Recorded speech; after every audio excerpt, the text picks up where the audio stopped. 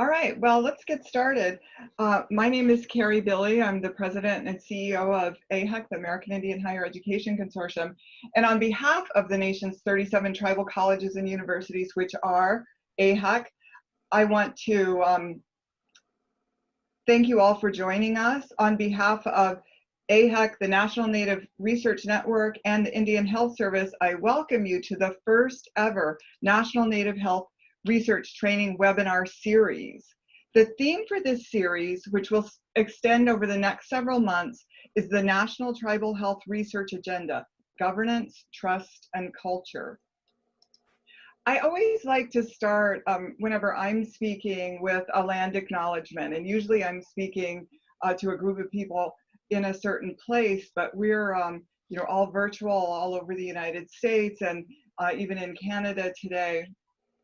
So I want to just acknowledge the first people of the land where I am, here in Northern Virginia near Washington, D.C. I am on the homelands of the Anacostans, Piscataway, and Algonquin people. And I hope that everything I say and do here today and everything we do collectively honors their sacrifice, their love, and their care for this land. I like to do that because it reminds me of our creation stories, and we are all people of this place, of this land, and that is particularly important to us. So I think that's important for us to keep in mind. And we also always like to start our meetings in a good way. And I want to, we want to do that again today by thanking Mr. Clayton Shirt for being here with us to give our opening blessing. Clayton Shirt is from the Wolf Clan of the Saddle Lake, Alberta, Canada, Treaty 6. He is a pipe keeper and a traditional healer. Since 2017, he has supported the spiritual, emotional, personal, and knowledge journeys of the students and health researchers at the Weahkee Bryce Dalalana School of Public Health at the University of Toronto. So thank you, Mr. Shirt, for opening our webinar series in a good way. Well, thank you, Miigwech. Again, I just want to say thank you for, I'm very happy to see all your wonderful faces. My name is Clayton, but everybody just calls me Clay. I am part of, I've introduced myself. My name is Clayton. My spirit name is Running Wolf. I belong to many societies. I belong to a Midewewin society. I am Potawatomi and Plains Cree. So, but I lived here in Toronto most of my life. So I've embraced the Potawatomi, and that's a part of the Confederacy of the Ojibwe Nation. And that's Darwin, Potawatomi, Ojibwe. And with that, I'm going to say this opening prayer I try to live by every day of my life. I'm going to say this in this language. I don't really speak my language that well, Cree and Ojibwe. I'll just say this, I know enough. If my elders are talking about me, come here, all of this. And I belong, again, I belong to many societies, but I've just considered myself a practitioner of my culture, of my faith, of my spiritual practices. I'm a father of 3, grandfather of 1. I've been in Toronto most of my life, so I consider myself an urbanite, an urban Indian, we'll use that word. And I love my city, I love my community. But we've been working in the community for the last 15 years in healthcare, just working and doing what I can in my community. So with that, I just want to say welcome to everyone. And we're from all over the place here, many nations here. And it's so wonderful to be a part of this and to do this opening. It's challenging times, very challenging times. And we're all dealing with it. And my heart goes to you, to my Southern brothers and sisters down there in the United States. So many of you are sick and dying. And this is what we're here to talk about, is education. And I'll just quote one of my chiefs, And he belongs to the same society I belong to, and that's Murray St. Clair. And he says, education got us in this mess, and education is going to get us out of this mess we're in. So it's very important to understand that and slowly educating myself, self-taught here. I've sat with my elders for many, many years, learning and trying to think Anishinaabe. What that means in my language, Anishinaabe, is human beings. We're the human beings before we're anything else. Our race, our gender, our class, our citizen, and all the tribes have a way of knowing this word. They have a different word, a way of saying it. But we always identify of this, the people, the human beings. So I approach the circle of life with that understanding, that deeper sense of that, of what it is to be a human being. Human, bone, flesh, and blood, liquids, minerals of the earth. That's where the human comes from. The being comes from our relationship to the sun, to the sky, to the universe. All things of the earth have being, but we're the human beings, and we humble ourselves. And we appreciate this gift called life of being a human being, Anishinaabe. As a human being, I approach you, my sisters and brothers, today in a humble way to offer this prayer. This prayer says, Miigwech. I always like to acknowledge our first mother of all mothers, our mother, the earth. Again, we offer our tobacco, our sema to her. Again, we pray to her. We pray for her. We give thanks to our mother, the earth, for everything she provides for us, the people, the human beings. We give thanks to her. She's so beautiful. We give thanks to her for everything she provides for us. There's so much to say about you, my mother. But I'll say miigwech to you for all the medicines you provide for us to help us to heal our minds, to open our minds, open our hearts, to make ourselves better. I say miigwech to you. I love you. I say miigwech. So our minds can be one with this. I say miigwech to you. I say miigwech to Father Sky, that spirit world. Again, I ask the spirits of our ancestors to be here with us in a good way, in a sacred way. Spirits of our ancestors to help us, to guide us physically, mentally, spiritually, emotionally, to help us to clear our minds again, to have a good mind today, have a good talk and share and listen to each other. With a good mind and a good heart, I give thanks to Father Sky, to our ancestors. I ask them to give us strength, to have pity on us in these challenging times. We come together as the people, the human beings. So our minds can be one with this. I say miigwech. I say miigwech to grandfather of all grandfathers, grandfather son, for shining, for giving the appearance of rising in that eastern doorway, for bringing warmth, a new day, a new beginning, for making things grow for us, the medicine to heal ourselves. I give thanks for this beautiful day, grandfather. You are so bright today. You bring warmth. You bring a new season called summer. We plant our seeds. We grow our crops, our medicines. We give thanks for this. I give thanks to Nukamis, grandmother of all grandmothers. I offer my sema in gratitude. Nukamis, grandmother of grandmothers, Grandma Moon, as I sleep, as my children sleep, as we sleep, as our loved ones sleep.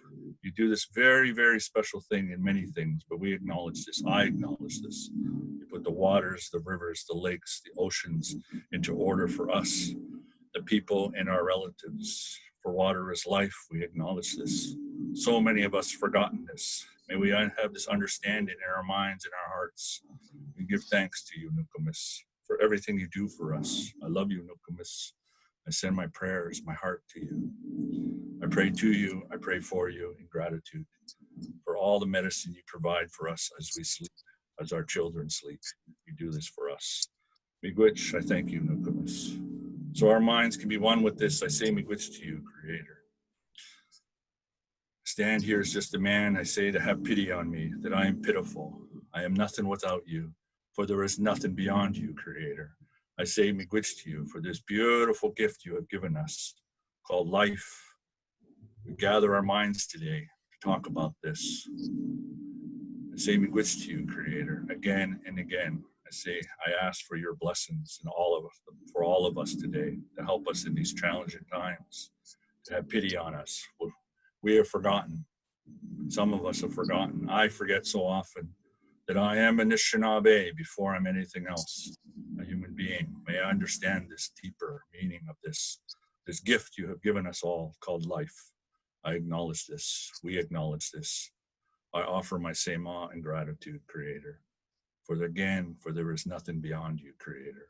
I say miigwech to you. Miigwech, miigwech, miigwech, all my relations. Miigwech, thank you. Thank you for allowing me to say this simple prayer that I try to live by every day of my life, and I fail miserably at it quite often. So, miigwech. Thank you, Clayton.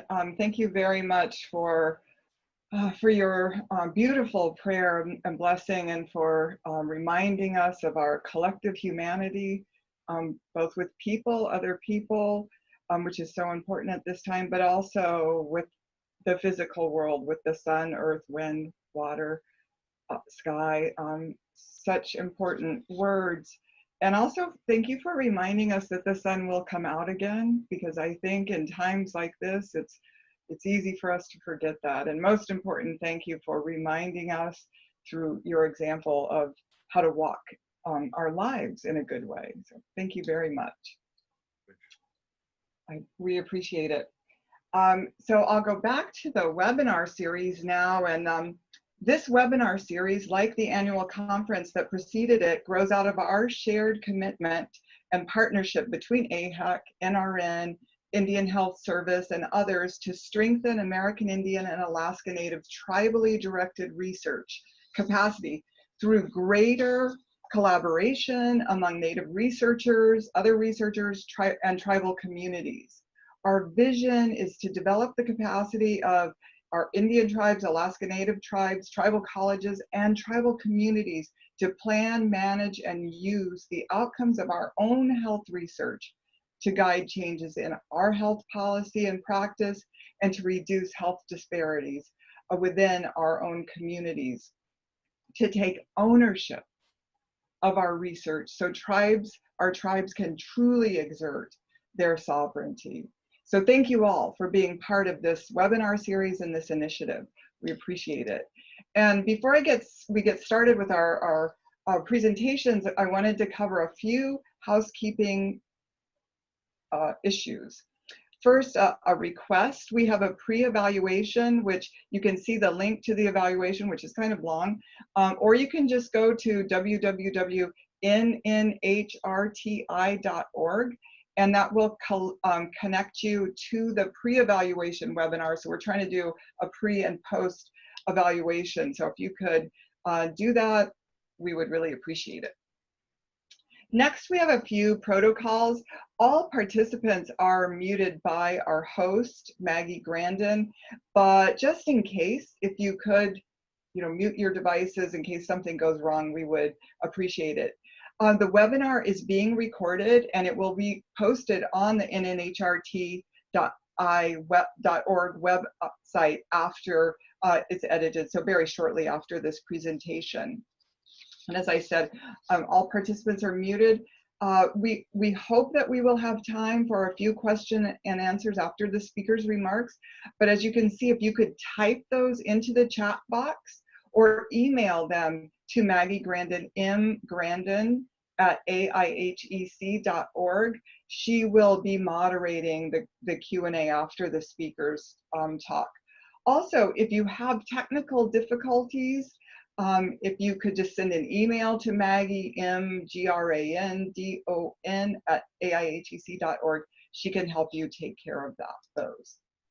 Now, for our agenda, we're going to first hear from the Indian Health Service, Rear Admiral Weahkee. He's going to give some welcoming remarks, and then we have our keynote presentation with Dr. Suzanne Stewart, who's going to talk about Indigenous health, healing, and research, particularly in these challenging times with COVID-19, and talk about some strategies for moving forward.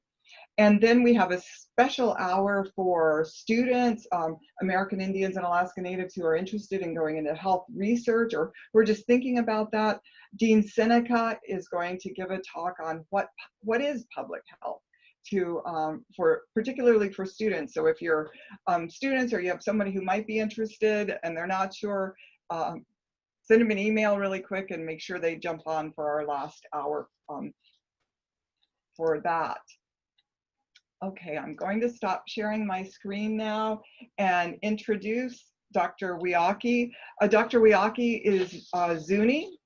Sorry, I can't believe I said that because I even had a joke that I was going to introduce Rear Admiral Michael Weahkee. He is not a doctor, but his wife is. He is, I can hear you all laughing about that, but anyway. I'm sorry about that, but Rear Admiral, we're so happy that you're here. He's an enrolled member of the Zuni tribe and director of the Indian Health Service. And I know you are extremely busy right now, so we really appreciate the time that you're taking to welcome all the people on this webinar and others who listen to it. And we're just looking forward to your remarks. Thank you. Thank you, Miss Billy. Just doing a sound check. Can you hear me okay? Yes, perfect. Excellent. Well, and my wife will get a kick out of your opening statement. She teases me all the time about she being the doctor and I'm just a lowly admiral. So we'll laugh about that at home this afternoon. Good afternoon, everyone. I'm happy to join you all for this first of 6 planned webinars as part of the National Native Health Research Training Webinar Series. I'd like to thank the American Indian Higher Education Consortia and the Native Research Network for hosting this webinar and for the great work that you all do across Indian country. Your efforts to bring together this large dynamic group of tribal public health researchers and advocates will have long-term positive impacts on tribal health research and the communities that we serve. I see that there's an excellent agenda laid out for you all today, filled with knowledgeable speakers. I saw my friend Dean Seneca on the list, so glad to see his name in the mix. All of these who are experts on a range of health topics specific to American Indian and Alaska Native people. Over the next 2 hours, you'll be provided with a comprehensive overview of the latest research developments, opportunities, and findings to increase effective use of research that addresses the health needs of tribal communities across the country. The theme of this webinar series, Tribal Health Research Agenda, Governance, Trust, and Culture, is what we're here to all talk about. So I'd like to provide just some brief updates for you this afternoon about our work at the Indian Health Service as we progress into the recovery phase of our COVID-19 response efforts. Over the past several months, the Indian Health Service has worked closely with our tribal and urban Indian organization partners, as well as with state and local public health officials and with our federal agencies to coordinate a comprehensive public health response to this pandemic. Throughout our efforts, our #1 priority has been the safety of our Indian Health Service patients and our employees. We are committed to strengthening our partnerships and to working collectively to respond and recover from COVID-19 in Indian country. We recently announced $500 million in payments from the Provider Relief Fund to the IHS and tribal hospitals and clinics, as well as to our urban Indian health centers to support the tribal response to COVID-19. This distribution brings the total amount of new coronavirus-related resources into the Indian health system of care to $2.4 billion. And these resources will make a huge difference in expanding our available testing, supporting our public health surveillance, and providing healthcare services across our system of care. We're detecting COVID-19 through screening and state-of-the-art lab testing. Through White House-led testing initiatives, we've been able to distribute, or we're in the process of distributing, a total of 350 Abbott ID Now rapid point-of-care test analyzers, as well as hundreds of thousands of testing supplies for various different testing platforms. Earlier in May, we began distributing remdesivir to IHS and both federal and tribal hospitals. Based on the requests that we've received and current burden of patients with COVID-19 who are hospitalized in an ICU setting, remdesivir was shown in a clinical trial to shorten the time to recovery in some people. And HHS has provided the IHS with access to 8,000 vials of this new drug, and it's being supplied to patients at 15 of our IHS and tribal hospitals across the country. As we move towards the recovery phase of our COVID-19 response, we will continue to work with our stakeholders on a phased return to normal operations in all of our workplaces and to restarting the American economy. The IHS plan for returning to normal operations is based on the department's implementation guidance, which outlines a three-phased approach that places the health and safety of our employees and their families at the center of our decision-making.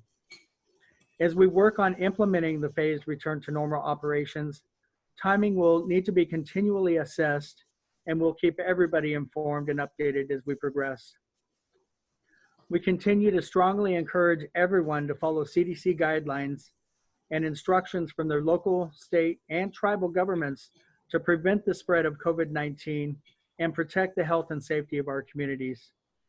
We know that these are trying times for everyone, but we're all in this together, and we will be stronger in the end. I want to thank you again for inviting me to speak with you today, and I hope that you have a great training experience. With that, back to you, Miss Billy. Great, thank you very much, Rear Admiral. We appreciate your remarks, and especially your focus on transparency and getting out information, because that in times like this really is a way to reduce fear. And so we appreciate that, and all your proactive work and the additional funding that's going into helping care for American Indians and Alaska Natives throughout the country. So thanks very much for your hard work. Thank you, Ms. Billy. We appreciate it. Well, with that, we are going to turn to our keynote speaker today. I'm very excited to introduce Dr. Suzanne Stewart. Suzanne Stewart is a member of the Yellowknife Diné First Nation. She is a registered psychologist and director of the Weahkee, and she can correct that if I have it wrong, but Weahkee Bryce Institute for Indigenous Health at the Dalalana School of Public Health at the University of Toronto, where she is an associate professor in the Division of Social and Behavioral Health Sciences and the research chair in Aboriginal Health. Dr. Stewart is an international expert in Indigenous homelessness and mental health issues, and we are excited to hear Dr. Stewart's remarks today on Indigenous health and, most important, healing and research, particularly in light of the COVID-19 challenges that have been impacting our people for the past several months. So, Dr. Stewart, I'm going to hand it over to you now. Thank you for being with us.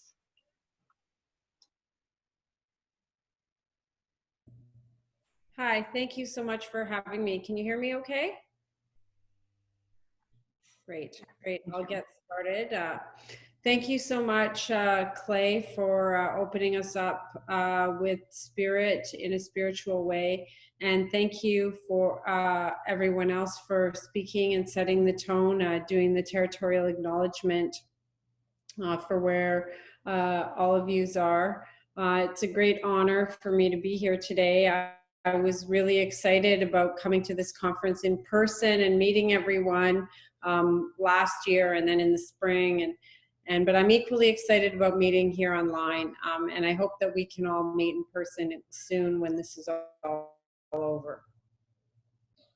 So before I get started with the presentation, I'd like to also just quickly acknowledge the territory that I'm on here in Ontario. I am from the Yellowknife Diné First Nation in the Northwest Territories, and I visit in a capacity where I live and work here in Anishinaabe and Haudenosaunee territory with people of many nations from these groups, and in particular right here in the area where I live, the Mississaugas of the New Credit and the Six Nations of the Grand River are our closest reserves. So I just acknowledge their leadership in Indigenous wellness and health here. So miigwech or masicho to them, so thank you. I also want to acknowledge our research team that's working on many different projects that we have. We have about 25 research projects in Indigenous health that we run through the Weahkee Bryce Institute for Indigenous Health here at the University of Toronto. And the team that works on the project we're going to talk about today, which is around an Indigenous COVID response, our elder or traditional teacher, Clay, who did our opening today. We also have Christine Skura, who is a Métis nurse. That's her on the right. And Kira, who is one of our recent graduates in the Indigenous Masters of Public Health program that we run through the Institute, as well as Joshua Adams, who's a research assistant, and Cohen Pinko, who is an Indigenous Youth Community Research Assistant, and Kathy Fournier, who I didn't get a picture of Kathy in time, but Kathy is an Indigenous Special Projects Officer for Indigenous Research Policy and Ethics at U of T that works with me around changing some research policies at U of T.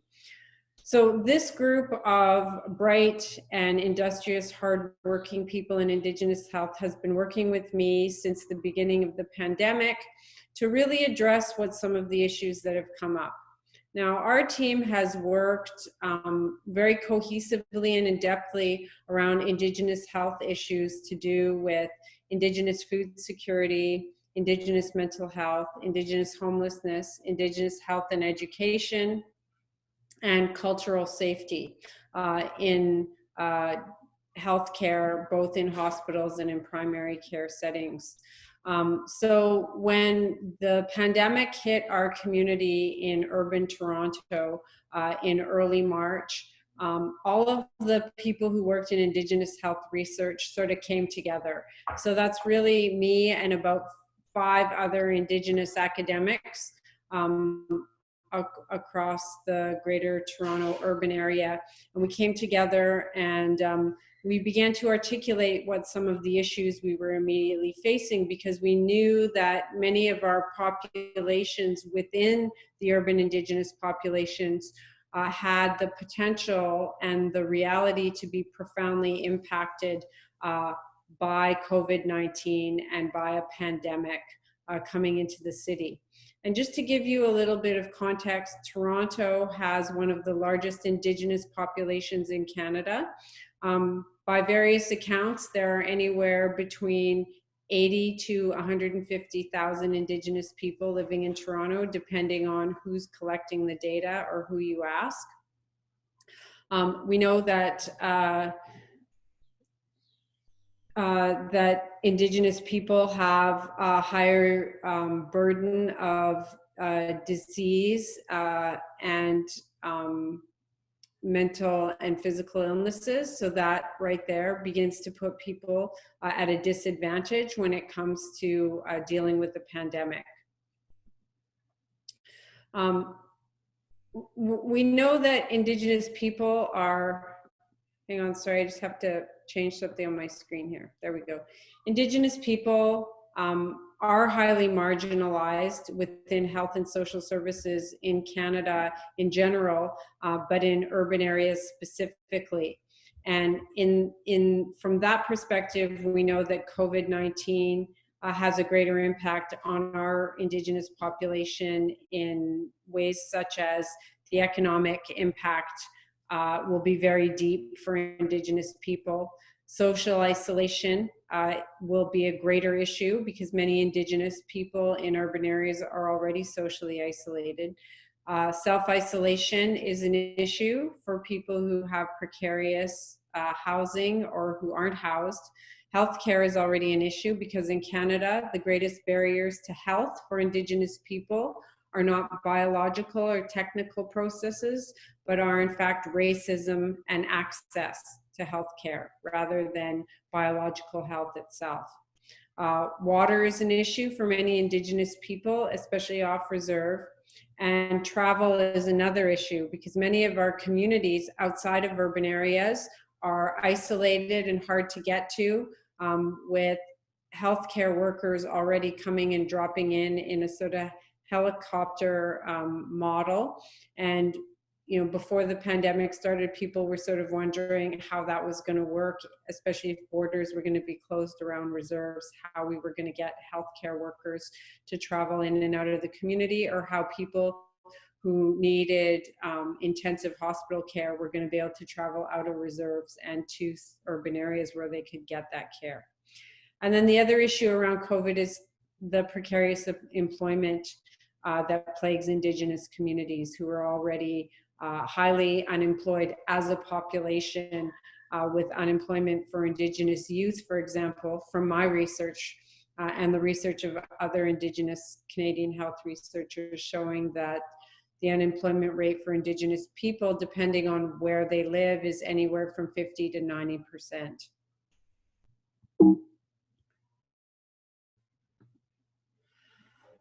So the current issues for Indigenous people with COVID are really about understanding that, first of all, Indigenous people in Canada are more vulnerable to COVID-19 community spreading because of the issues that I just mentioned.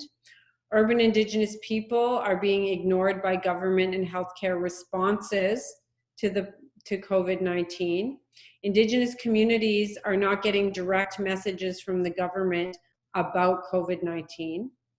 Misinformation is being circulated in Indigenous communities about the pandemic, about health and wellness, about how to stop spreading, about everything. There's a lot of misinformation in our communities right now. And Indigenous healers and elders are not being consulted by the government or biomedical systems when it comes to addressing Indigenous needs for COVID-19. And lastly, which is really the underpinning of what creates all the other problems from my perspective as a researcher, is that the government is continuing to impose colonial models of healthcare and public health on both Indian reserves and urban Indigenous settings when it comes to addressing the pandemic with our people. So that being said, that's sort of the background of what we're dealing with. I've teamed up with Dr. Janet Smiley at the Well Living House, which is another Indigenous Health Research Institute at the University of Toronto, which is situated at St. Michael's Hospital. And Well Living House and Weahkee Bryce have been working together on various specific initiatives around dealing with COVID-19 and the urban population, as well as addressing COVID-19 at the national surveillance level. So why do we need a specific Indigenous response? And a lot of other researchers and policymakers have been asking me this. So I've made it very clear. Despite efforts to enhance cultural competency and culturally based services for Indigenous people throughout the healthcare system, Indigenous people today continue to have very bad experiences in healthcare. That's to do with racism, discrimination, and lack of access. This is still happening on a daily basis. Secondly, this is actually really critical during the COVID-19 pandemic, because our people are extremely vulnerable to higher levels of community spreading and fatal outcomes because of the social determinants of health that have been created and enforced by Canada, by the cities, by the healthcare system, by the social service system. And further to this, none of the current COVID-19 assessment or treatment services that exist in Canada, from where I can find, have actually been adapted for Indigenous people with any of this critical context in mind. And there has been no cultural safety training for any of the pandemic response teams that have been put together by the hospitals. And there is also no pandemic assessment or treatment models that have been evaluated or developed from Indigenous research methods or Indigenous ways of knowing, and no way that has been written by any public health team about how to follow up with Indigenous people to find out what happened to them during the pandemic.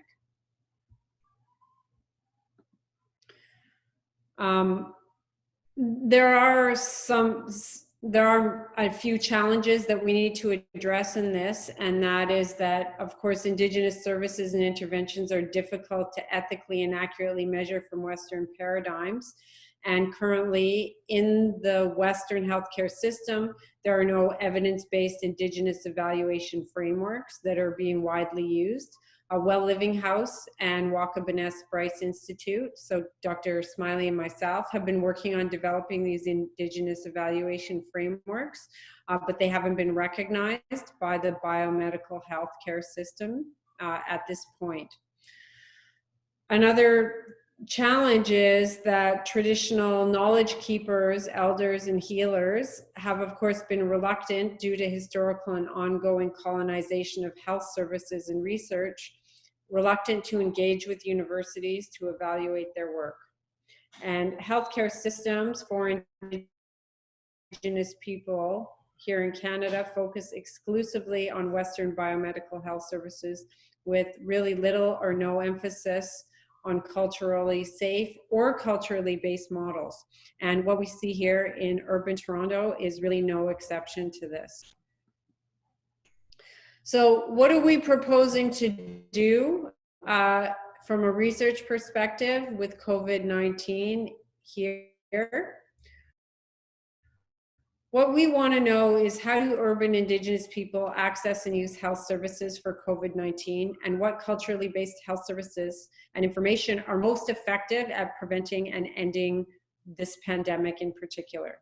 So what we've really done to, first of all, develop and then to answer this question has been what we've always done in our research institute, and what I've been doing for the 20-some years that I've been working as a quote-unquote researcher, is to go right to our community partners and go right to our elders and say, this is happening right now, what can we do to help? And what our community partners have said is that we basically need to create interventions that the communities, the community partners, and the people who are already working with our people out there in the city can use to address actually what's happening on the ground right now. And that they'd like us to create and embed Indigenous evaluation frameworks within these emergency services that we're developing with them, and in consultation with other community partners across the city and across Canada, and to basically create a framework for pandemic response that can be implemented and evaluated using Indigenous knowledges as the framework for all of this. So in other words, really in broken down easy terms, it's about going to our elders, going to our healers, saying us in downtown Toronto, going back to our community partners who also work with the same elders and healers, and then translating those recommendations, suggestions, and knowledge into actually applied services and interventions. That for our community partners have really been about what AIM 2 says on here, and that's developing an Indigenous community assessment and treatment center for COVID. So basically developing our own center where Indigenous people, whether they're homeless people or whether they're privileged upper working class people like myself and my family, where Indigenous individuals who think they might have COVID or who want to get assessed, who want to get tested, can go and get culturally safe assessment, testing, and treatment. The other thing that our community wanted was, in order to address that paucity of accurate knowledge and information about COVID, is to create a database of Indigenous information on COVID-19 that would be taken both from traditional knowledges and biomedical information and system that would be delivered in a culturally safe and culturally based way. And that would be to stop community spreading, as well as to connect people virtually through the sharing of that information that is also informed by traditional knowledge keepers. So our sort of aims in this project are really to get information out there and to provide support, assessment, testing, and treatment that's culturally safe in order to actually prevent the death, the unnecessary deaths of our people who are who may not be going for assessment, treatment, or testing because they don't feel culturally safe to do so.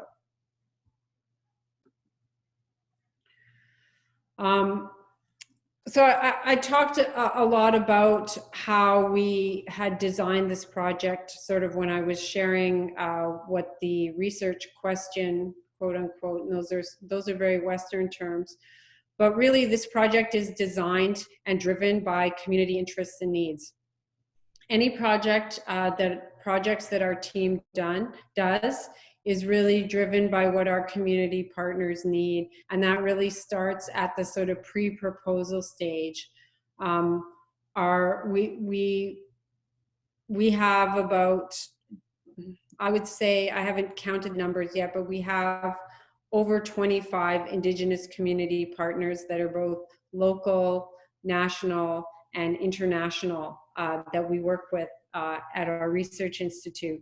And they reach out to us when they need help with something or a crisis erupts, and they ask us to help them either do a research or evaluation or provide other services. A lot of the work that we do at the Institute may not actually be directly relevant to a particular research project, but is still filling a need that a community partner has in order to continue to stay in relationship and to demonstrate reciprocity. So for example, one of our community partners called me up at the beginning of a community partner on a different project to do with cultural safety and cancer screening, called me up and said, our elders have told us we need to give cedar to all of our clients, and this community partner is an inner city health organization that services the Indigenous homeless. Their elder had told them that they needed to give cedar packets to all of their clients on a weekly basis and that they had run out of cedar. So we have members of our team picking cedar every week, making cedar bundles and delivering it to that organization on a weekly basis throughout the pandemic. And it's possible we may continue to do that throughout, a longer period of time. But that's an example of how we build relationships and maintain relationships with our community partners, is that we're there to help them and do whatever they need, whether it's part of a specific research project or not. Our relationships go beyond the bounds of any particular project. So the research, the COVID response that we're really talking about involves a number of different partners that we've worked with over the last 10 or so years, and those are 7 Generations Midwives, Toronto Aboriginal Social Services Council, Native Men's Residents, Inner City Health Associates, and the Native Women's Resource Centre of Toronto. So they've really driven all aspects of how we've developed this. And we also work closely with our elders that we have elders and 2 elders in residence at the Weahkee Bryce Institute who work with us on a daily basis. And one of them is Clayton who did the opening here. The other is Wendy Phillips, who's Anishinaabe, who wasn't able to be here today with us. And we also have an elders council that meets 4 times a year that we bring our projects to and get their direct feedback and guidance on basically everything that we do. And we meet with them on the land. Meeting with our elders on the land is part of how we engage in ceremony as part of the research procedure. We also engage in other ceremonies as per what the elders on each team direct us to do. So Clayton, maybe you want to talk a little bit about that for a minute, about how we embed ceremony into our research design. Clay, are you still there? Can we allow Clay to speak? Okay, I'm here. Can everybody hear me? Yes, thank you. Yes. Okay, great. What that means is, you know, there's a colonized way of research, an Indigenous research approach. I didn't quite understand what that meant at first, because I am not an academic. I don't claim to be one. I don't want to be one. All of this, and I get it. I understand, but my own research of understanding my culture, my spiritual practices, sitting with the elders was the most important thing, what I've done in my life. But they give me this title now. I did not give myself the title of elder. I just want to make that clear. There's elders and elderly, but we hold them with the highest respect. We all know this. They are the jewels. They are our precious ones. And so we've gone to them through the Haudenosaunee, to the Ojibwe, to all of the people of Toronto. Toronto is, paint this picture, Toronto is a very vast community of Indigenous people, and there's so many people, Indigenous people, who come here from all tribes, and they've come and shared their knowledge. And so we go to them, we ask them, we sit with them, and this takes time. And this is what I mean in ceremony. We offer our sema, we sit with their ceremonies, their sweat lodge ceremony. We sit in the circles, all of these certain ceremonies. And it takes time. So Western thought, they want it right now, they want that, or they want this, and it's about building our relationship. And I just want to say this about our elders.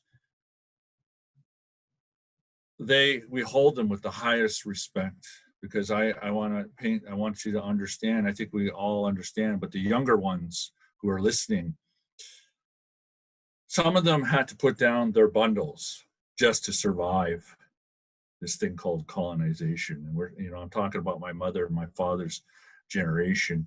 My father has passed. Today is actually his birthday.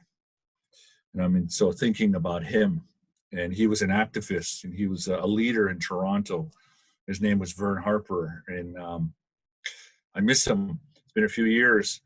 So my thoughts are with him. But I think about that generation of elders who did all the work for us young ones, who suffered, did everything to do what we have today, all these so-called organizations.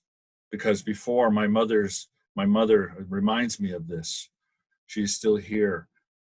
And this is the 60s and 70s, late 60s, early 70s. There was nothing here in Toronto, Indigenous. So all the blood, the sweat, the tears, the activism, the struggles they had to do, it's just a handful of them. Everything they had to do to get us here, to have us having a conversation, right? And I acknowledge that, the hard work they did for the young ones, right? And I remind the youth of that, because now we're in this technological whatever, everything.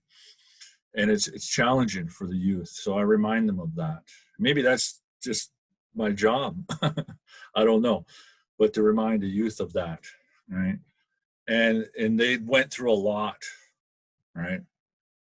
Of racism, sexism, everything, right? The struggles they had to do to create everything. And it's so wonderful. And I think about just a handful that did that. And I also acknowledge the ones who couldn't do it, right?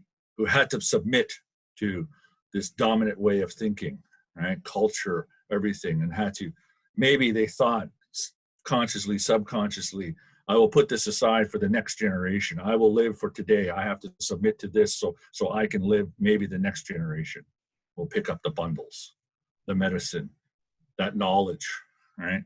That we have to offer ourselves and our communities and the world, Indigenous knowledge of how to approach research, right? So when they approached me, I said to them, I'm not too interested in this But I'm interested in this thing, having a conversation with our elders, talking to them and having through ceremony, because before we were healthy people, before the colonists got here, we knew who we are. Now we're in the process of healing ourselves. All of this, but we still, some of our elders still have that link to that spirit world, that spirit knowledge, and they still sit in ceremony from all over this place called Turtle Island. I've sat in the prairies, I've sat in, you know, in the Lakotas, everything. And I've, with my own eyes, I've seen them cure things that Western medicine says is uncurable, right? Through our ceremonies. There's the evidence, right? With my own eyes, I saw it, right? And the beauty of that. And so I get excited when I think about that, them coming to us, right? We're going to them, we're talking to them and say, help us, right? All of this. And we still have that, some of them have that connection to that spirit world. They can still talk with our ancestors and bring back that good medicine. So I get, that's why I came to the table, to help with that. So I hope that was, I know I can ramble on, but with that, I just want to say miigwech for that. And that's what we're doing. So miigwech.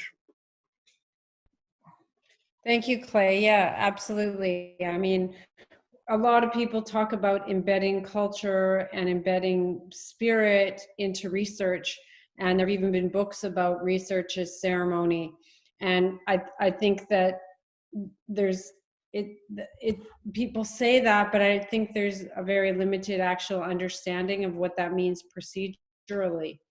And to summarize what Clay shared, is what that means procedurally is that all this stuff that you see on this slide, like the procedures, the Western procedures of the research, aren't really what the research is about from an Indigenous knowledges framework.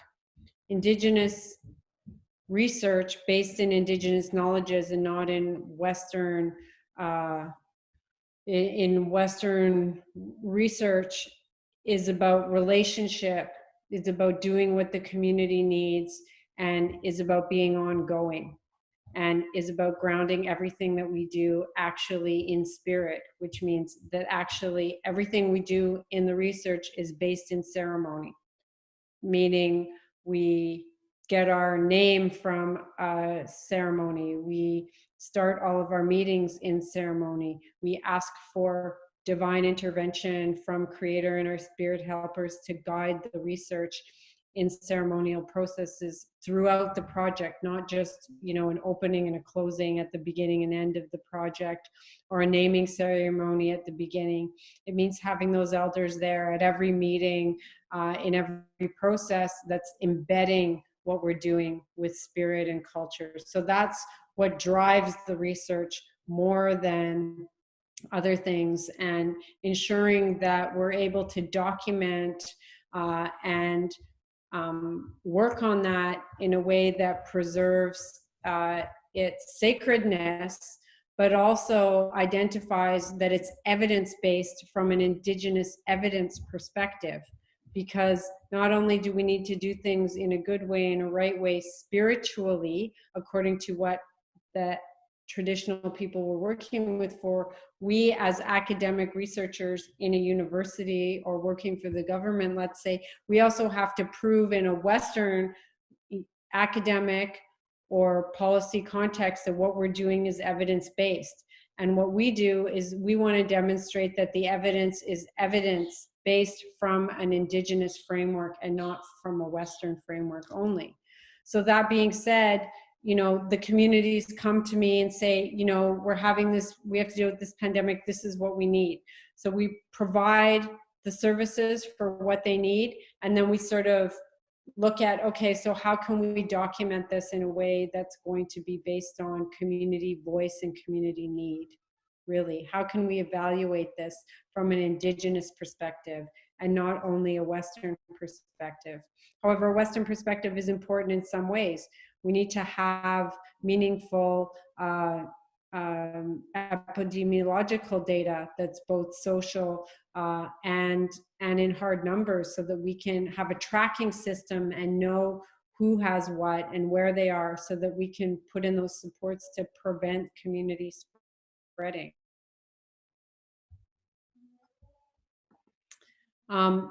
We have steering committees, and I think Clay and I have talked about that, and we really ensure that our community councils and guides for the project are inclusive of everyone in our communities as much as possible, without overburdening people or having just the same people come all the time, because that's always an issue.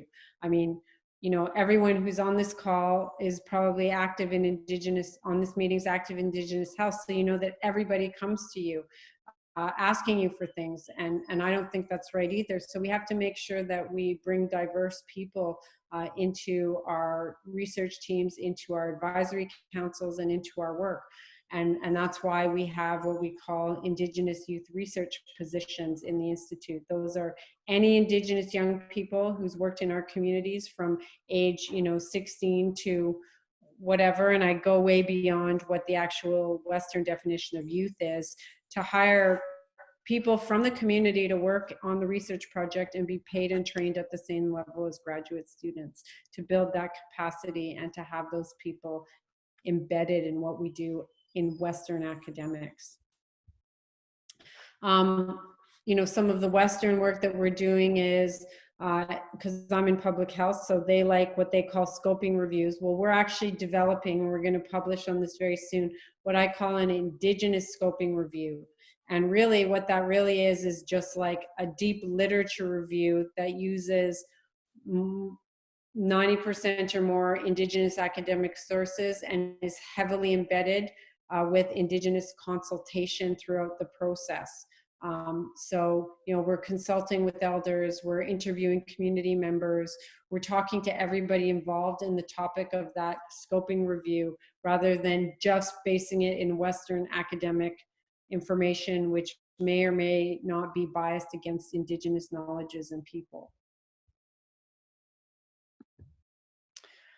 So in this particular project, we hope that there will be 500 participants from our community organizations. And we really want to talk to them in both surveys and in qualitative narrative interviews to understand what their experiences have been around COVID services, both within Indigenous organizations and outside in the Western healthcare system. We also want to talk to the Indigenous knowledge keepers who have or have not maybe been involved in the Indigenous COVID response, and to be able to talk to people in a group format after all this is finished, like in a year from now, to try to get people to share what was it that you experienced in the pandemic? What did we learn from it? How can we do things differently? How can we develop an Indigenous pandemic response so that we can be ready the next time an emergency happens, whether it's a virus or something else? How can we develop an Indigenous grounded response to a pandemic? And that's really what I'd say the greater goal of this is, responding to an emergency, but translating that to a greater goal that can help us get through other things. This part might be slightly more boring, but I'll just say quickly that we have Indigenous data analysis procedures that we've developed in other projects, and that we use and continually refine with the input of our partners and our traditional knowledge keepers. And we use everything that is part of the project to help us to get as much triangulation, as they say in Western qualitative research, or get as many sources as possible of information to put into looking at what we're going to do differently, or what we did well, or what we didn't do well in this COVID-19 response. We really hope that we can look at developing this at national and international levels going forward, and we'd love to partner with anybody who's on this call in terms of creating a Turtle Island or international Indigenous response to pandemics. So I'm happy to hear from anyone via phone or email if you want to have a meeting and talk about how we can work together in the future on this response, because the more we're together, the better we'll be. A very effective tool of the colonizer has been to divide and conquer, and it's opportunities like this event that all these wonderful people have put together that give us that chance to come together and rekindle our relationships and rekindle and create new acquaintances so that we can work together to address some of these things, because this is definitely not what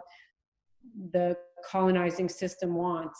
They want to keep us apart. They want to keep us fighting for research money. They want to keep us fighting for positions. They want to keep us fighting for resources. And we want to really go beyond that and work together with whatever we have. And we're happy to share whatever resources we have with any of you to do the work that you need to do.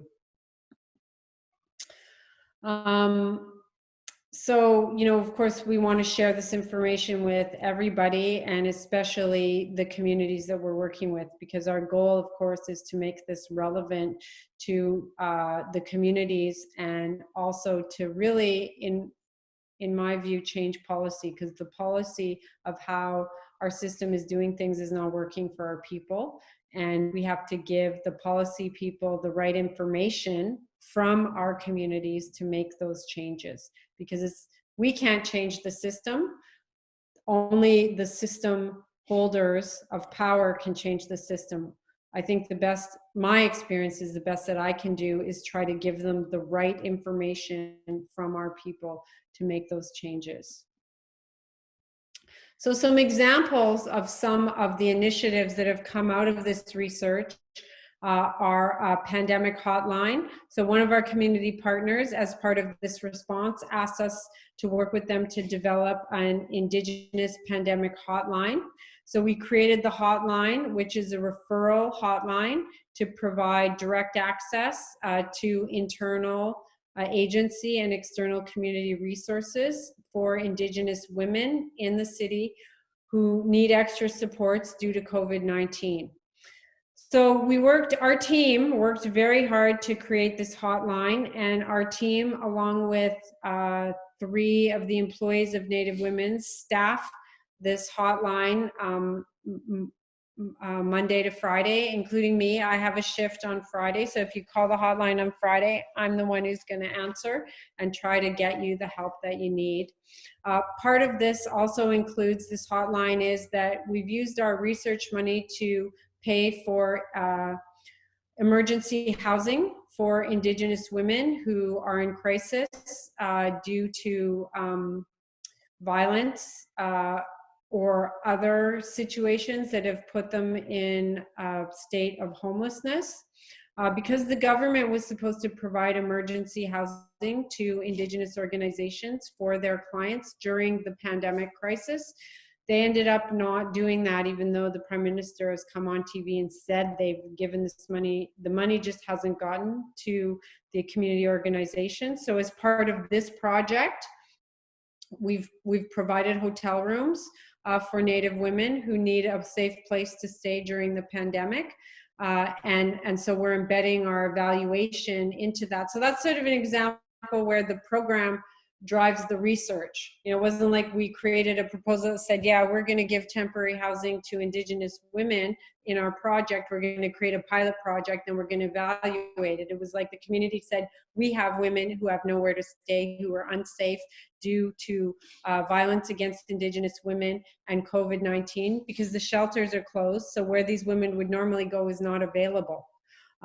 So we created that service and that program, and then we're kind of developing the evaluation afterwards. So it's kind of a backwards process backwards according to the Western procedures of developing research, but it's forward according to community need and community driving. So that's been really exciting and excellent. A further thing that has happened with our community partners is our research team goes down to Native Women's Resource Center 3 days a week to pack hampers and deliver them out to Indigenous clients, women and their families across Toronto who are not having access to the food and the items that they need to live. So that's another part of the service of the research project that we've actively participated in, meeting community need and then meeting community through creating a program and then developing the evaluation afterwards. So I think that's it for me. I'm out of time. There's my contact information. You can email me or call me on my cell phone anytime. I may not be able to answer right away, but I will respond within a day. That's my policy, to respond to all calls and emails within 24 hours. So Merci Cho, thank you. Hi, Dr. Stewart. Thank you so much. This is Maggie Grandin with AIHEC. We did have one question come through for you. I was wondering if you could say a little bit more about the Indigenous Scoping Review. Does that just include written literature, or does it also include interviews and such that you may have with elders and others? Yeah, absolutely. It includes interviews that happen with community partners, with elders, and with youth and other people in the community who have offered to be a consultant for the project and to give us feedback. Does that answer the question? Yes. So yes, it includes consultations with the community members, but especially the traditional knowledge keepers. Great, wonderful. Thank you so much. Yes, Dr. Stewart, let me also, Carrie Billy here with AIHEC. Thank you so much for your presentation, to you and Clay for your presentations. It's really fascinating and so great to find other people who share similar concerns and who are doing such amazing work. We're really excited. We at AIHEC developed some years ago the AIHEC Indigenous Evaluation Framework, which is mostly used in social science education program evaluation. So we definitely would like to follow up with you. And I was taking some notes about some of the things you said, but I think one of the important things is, you know, when you were talking about embedding it, few people really know how to embed the research from your culture and your spirit, and the importance of relationship, community, and grounding things in ceremony, and the ongoing nature, that it's not just something you do for a few minutes at the beginning or the ending. It really is, it takes a lot of work. It's a long process. So involving people, we really just honor everything you're doing. It's really great, and we are anxious to hear the results, and we're so glad you're there doing what you're doing, such important work. Thank you. That's so lovely, and I feel so humbled and honored to be here. It's a real privilege for me to be able to be doing this work in general. And you know, I do notice though, because I don't know, I know I actually only look like I'm 25, but I'm almost 50. So I just realized that, you know, over the last 22 years, and my kids are kind of grown up now, I just realized like why because I spent all my time working over the last 22 years, and now I'm kind of at that place where I'm like, why am I doing this? Nothing's changed. You know, I'm feeling frustrated with the system when I look at everything that's going on in the US and here with the racism and the colonialism. You know, the stuff that Clay's parents were like at the forefront of the AIM movement in Canada. They went to Ottawa, they did all the work. They created the change that we reap the benefits of now. But here we are, like 2020, nothing's changed. Everything's, we may have a voice, but nobody's listening to what we're saying still. It's the same stuff that we were all saying in the 90s, in the 80s, and the 70s. Like something has to happen, or else I don't know what, but the system itself has to change. Like we have to make them listen to what we're telling to do, because this just cannot go on. Cannot go on. That's my closing remark. So thank you. Yeah, thank you. And I think, you know, what you were talking about, the importance of coming together with other Indigenous people. That's really how we can create that change, finish that work that Clay's elders and others started. And so it is important to reach out and work together with First Nations, with other Indigenous people around the world, because, you know, as Dr. Weahkee said, together we are stronger. And so we just appreciate everything we're learning from you. So thank you so much. Thank you again for being here. Thank you. And also, Dr. Stewart talked about involving students, youth, in all of their research. And so we're going to switch now to the kind of student-focused section, of today's webinar, although I think all of this is really important. And hopefully we did have a number of students on, and I know the AIHEC Tribal College students will be listening a little later during the summer. But our next speaker is going to talk about public health, kind of setting the stage for students who might be interested, and that's Dean Seneca. Dean Seneca is the CEO of Seneca Scientific Solutions, which is a public health and urban and regional planning corporation that provides tribal nations and others in assistance in economic and community development through strategic planning, epidemiology, and health research.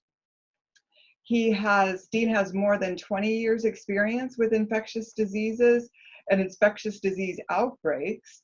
And he previously was the senior health scientist at the Centers for Disease Control's Center for State, Tribal, Local, and Territorial Support. And I've known Dean for at least 2 decades, maybe more. And he's always been really dedicated to working to improve the lives of American Indians and Alaska Natives. So Dean has also previously worked with the Seneca Nation of Indians in Western New York. And so thank you, Dean, for being here. It's great to see you and looking forward to your remarks. Okay, great. Thanks for having me, Carrie. Yeah, we go back, right? I mean, it's been some time, but yeah, we're still here and we're still fighting that good fight. And you know, unfortunately, some things have changed, but there's a lot that hasn't. So I'm just going to share my screen now. So I hope this works. Okay, does everybody have it there? Can everybody see it? Yes. Okay. So this is just, let me try to get my, so first I wanted to, okay, let's see if this works. No, it's not. All right. All right. So this is a little bit about, okay. All right. How do I move this? How do I advance this? Okay, let's see.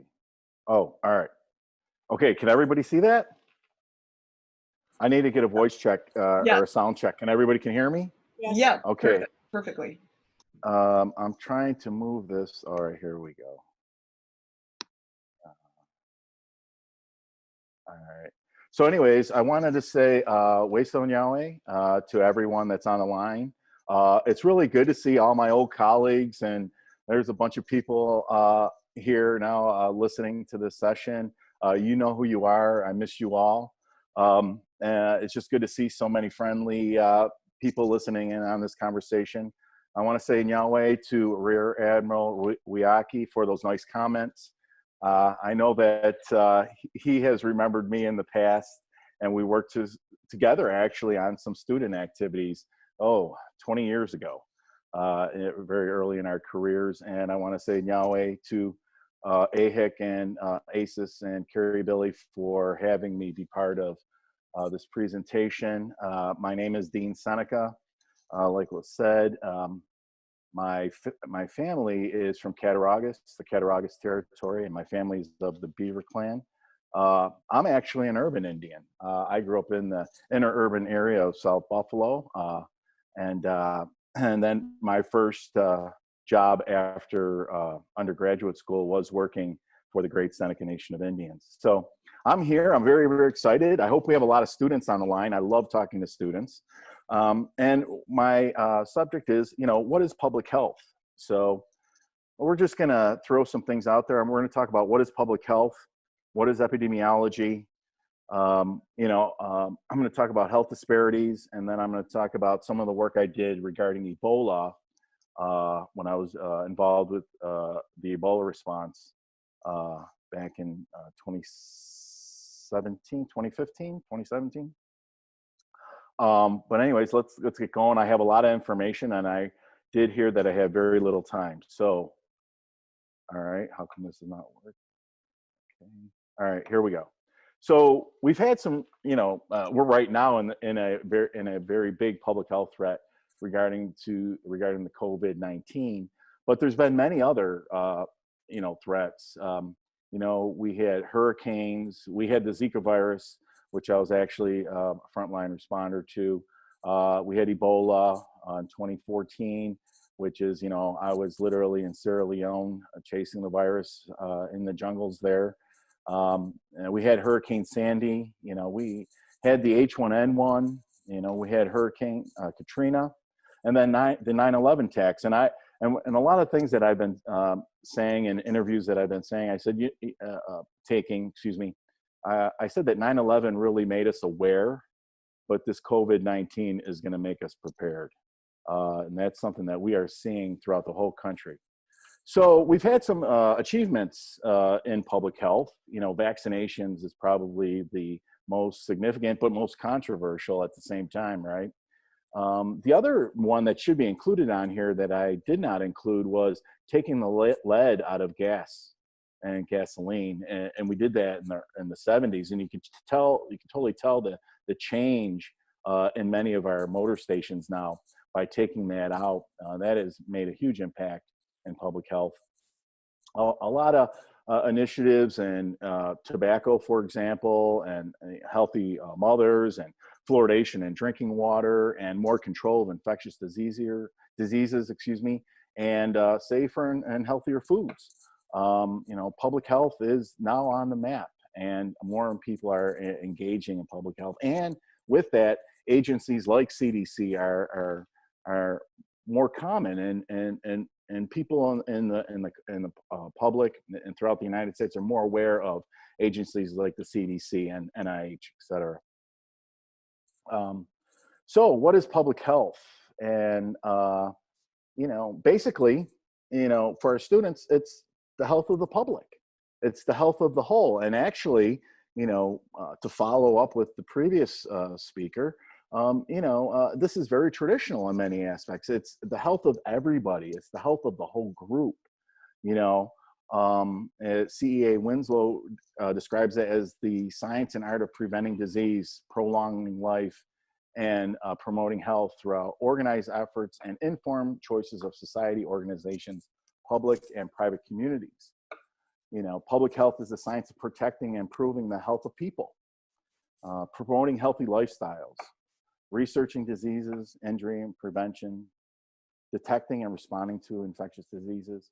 It's, again, the health of the whole. And a lot of part of public health is looking at inequities.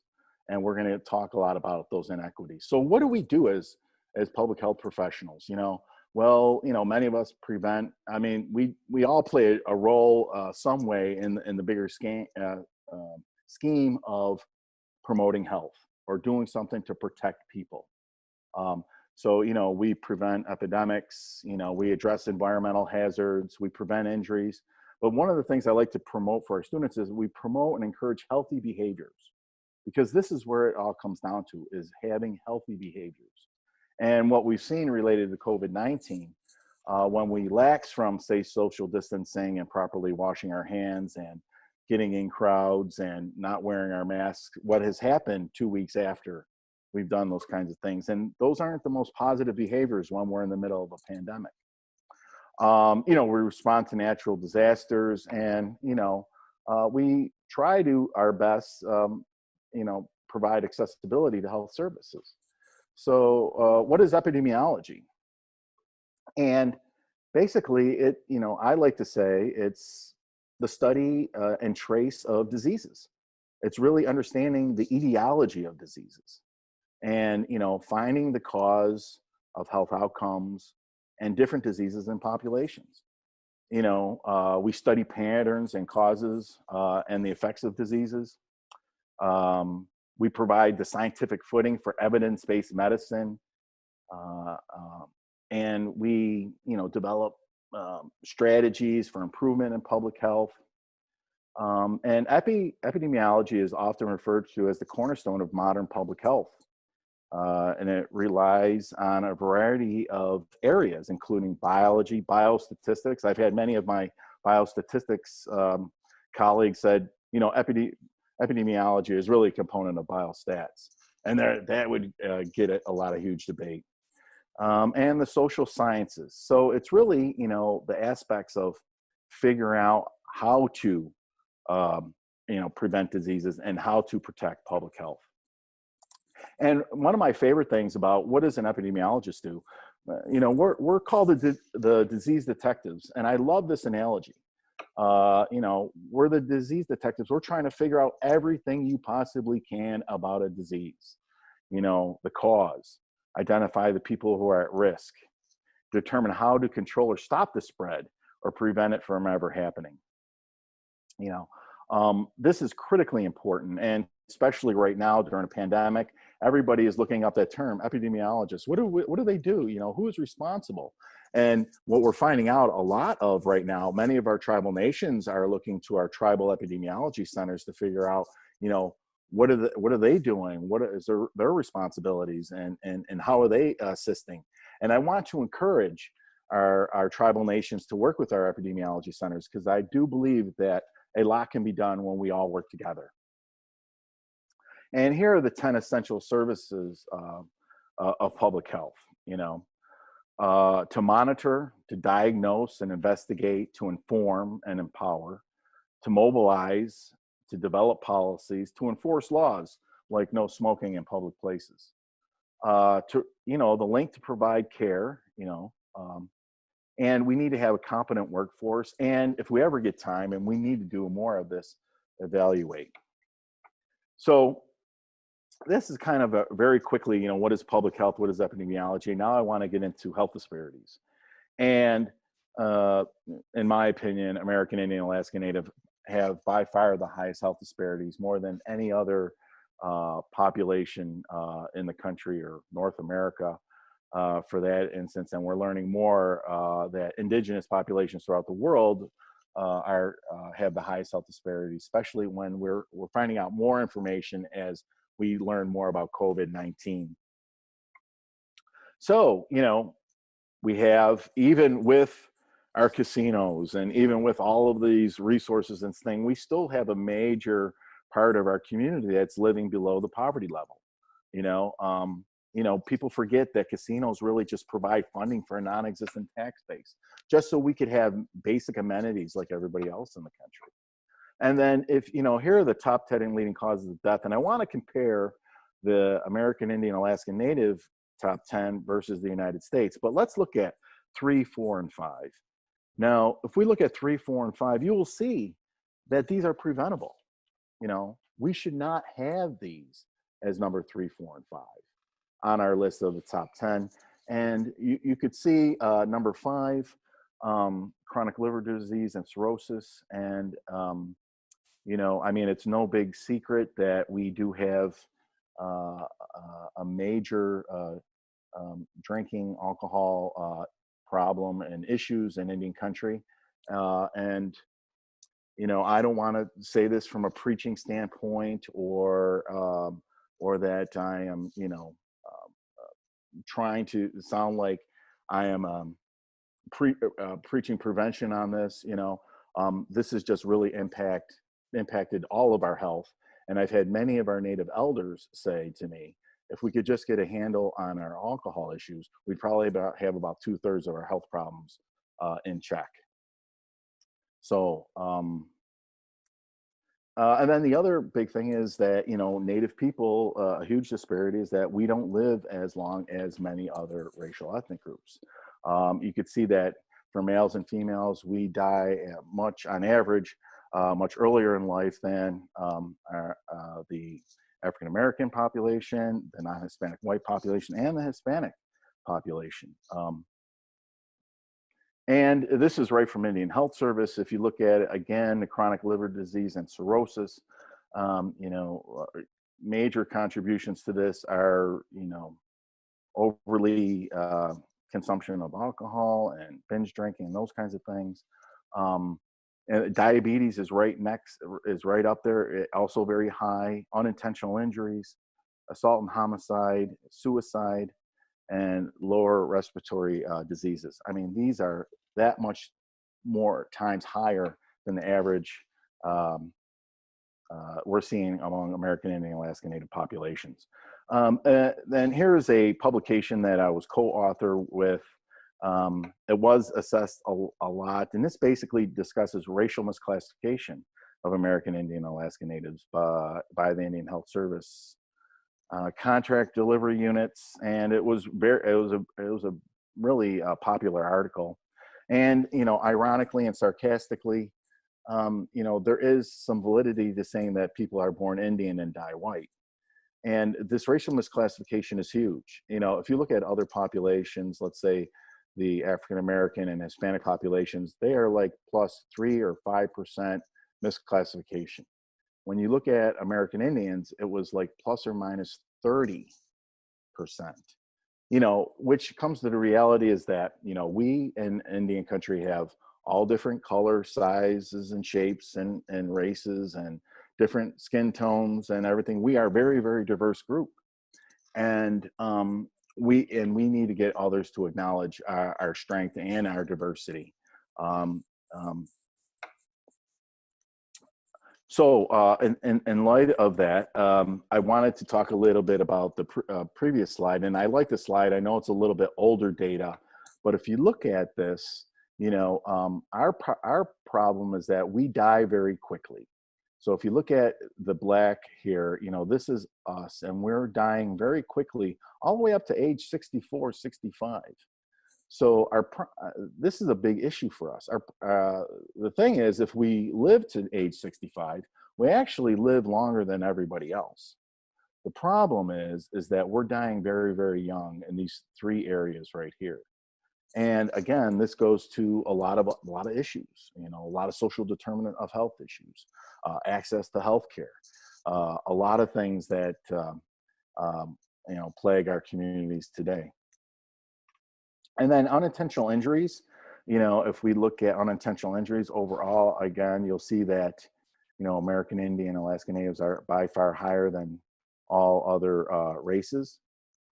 And then, you know, we have some serious suicide rates here. And this is a little bit older data, but it is very relevant today. And if you look at this line right here, this is the American Indians. You could see between the ages of 14 and all the way to 40 were by far higher than the other racial ethnic groups. And this slide right here, I usually, when I'm doing presentations for very large audiences like ourselves, and I'm in a group, sometimes I have to stop. I've teared on stage before looking at this slide, because looking at males 15 to 24 and their suicide death rates, I mean, by far more than everybody else. And why is this? Why are our males displaced? What is happening among our male groups that is causing this? And I think that our tribal nations really need to look more, and research really needs to look more into these issues. And then if you're looking at diabetes, again, you'll see that we're on top compared to all other racial ethnic groups. And everybody knows that diabetes has been a very big chronic disease problem and condition in many of our Native communities. And we have one tribe in the Southwest who has the highest diabetes rates in the whole world. Another, motor vehicle crashes. This is huge. I'm sorry, I didn't mean to.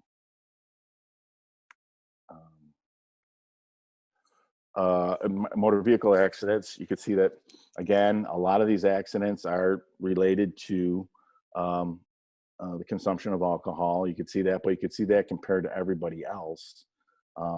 These rates are very alarming. And then chronic liver disease. Again, I wanted to show how this is different from everybody else. Again, I'm not preaching. I'm not, the other thing is I would admit I've had my struggles with alcohol. I'm not saying I'm not better than anybody else in our communities and those kinds of things. I'm just saying that, we really need to look at this and we need to try to do our best to do prevention around this issue. And then we have tobacco. Tobacco is another very, very serious problem that we have. And I'm not talking about traditional tobacco, I'm talking about commercial tobacco in our communities. And if you look here at this slide, you could see the adults. And then if you look here, ages 12 to 17, I mean, these rates are still high, even compared to everybody else and the white population, but still much higher. So, these are some other things that, we have made, I believe, I want to say we've made major strides in the area of commercial tobacco, but we have much further to go. And then the one virus that we're not leading in as far as mortality, but we are on the rise. Here you'll see the African American community has by far higher HIV rates than the American Indians, but I recently published, published a paper 2 years ago where we saw that the incidence was on the rise in American Indian, Alaska Native communities regarding HIV. So here's a slide that I usually stop my whole presentation and say, listen, I want all the students, if anything you've heard from me, understand this one slide. And I understand now, or I've been seeing that many people aren't really presenting this slide anymore, or they're presenting a different version of the slide. I really would hope that IHS or NCAI or somebody else really, update or develop a new slide related to this. But I think I need to go through it because it's the most shocking and it's the most telling. And many of our Native physicians have presented this information, and I'm going to quote a few of them as we go along. And if we look at Indian Health Service per capita, and if we're looking at 2009 dollars here, and we're looking at, again, 1999 dollars related to medical for federal prisoners, right? So in this slide, the big thing that you need to understand is, per capita, here is all of the users of Indian Health Service. Here are all the users of the Veterans Administration and Medicaid enrollees and the FEHB medical benchmark. But here's the shocker. From $1999, which means this is a low number right here compared to IHS in 2009, literally 10 years later. People in federal prison have better health care per capita than many of our IHS service recipients. And this is very alarming. And I've had many of my colleagues, and I've heard them say, well, Native physicians say, well, I don't want to tell my patients to go to jail in order to get better health care. But per capita, numbers don't lie. And I guess for our students out there, I mean, we need to understand that this is a tragedy. Yeah, but no. This is a tragedy for Native people to have lower funding per person per capita than people who are in federal prison. So, okay, let's look at total of enrollment of minorities in schools of medicine. Here's allopathic medicine. And again, the CDC actually stopped making these charts. And we're trying to get the National Center for Health Statistics to start making these again. But if you notice, we showed you all of these disparities. We showed you all of this information. And now if you look at enrollment, where we are. This is our healthcare providers. This is why it's so important for you students to get involved and to pursue careers in health and public health and health research because of this factor right here. And then if we look at minorities in schools of public health, again, you'll kind of see the same trend. Here it is. So we have a lot of these problems, but we need you. We need you Native students, because you are our workforce to address these issues and problems. So a little bit about Ebola and my work in 2014 on the Ebola outbreak. You know, I was in Sierra Leone, where the first reported case was in May of 2014. I ended up spending the end of the year and in 2015 in Sierra Leone. And here is Sierra Leone in Africa right there. And, you know, a big thing related to Sierra Leone, Africa, was that they were really just getting over a civil war. And you could really see that in the population. There were a lot of sides, there were a lot of factions.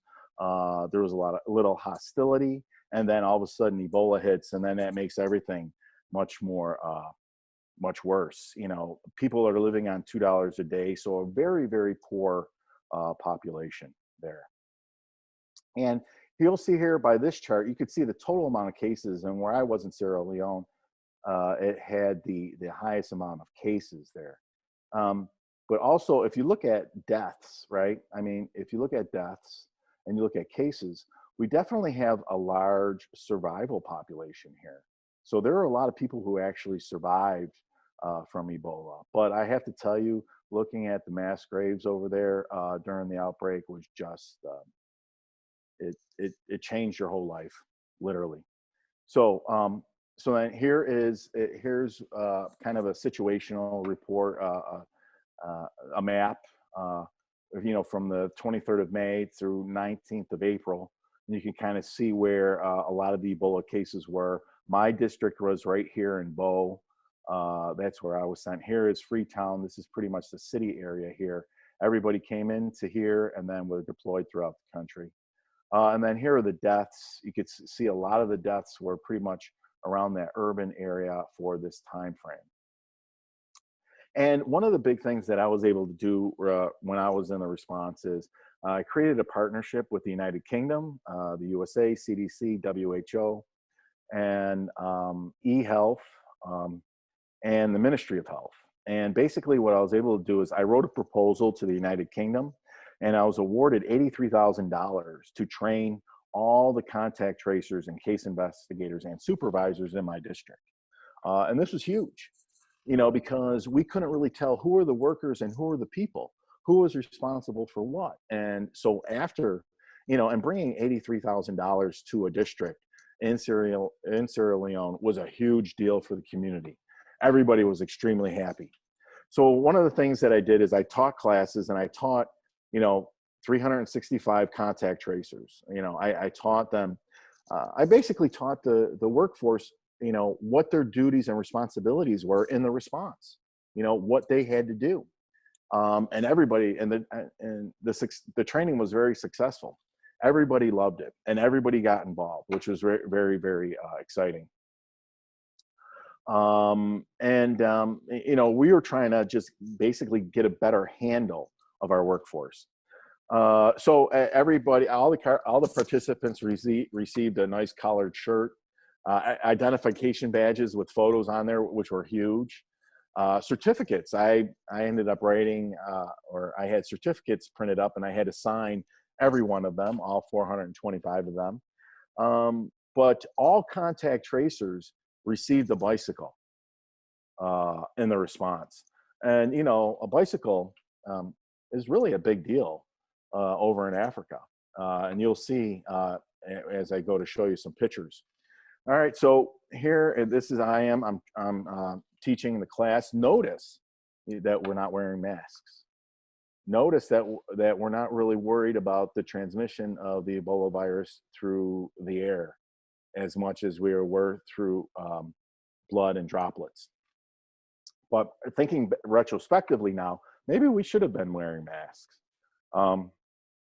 Notice all the water is keeping everybody hydrated.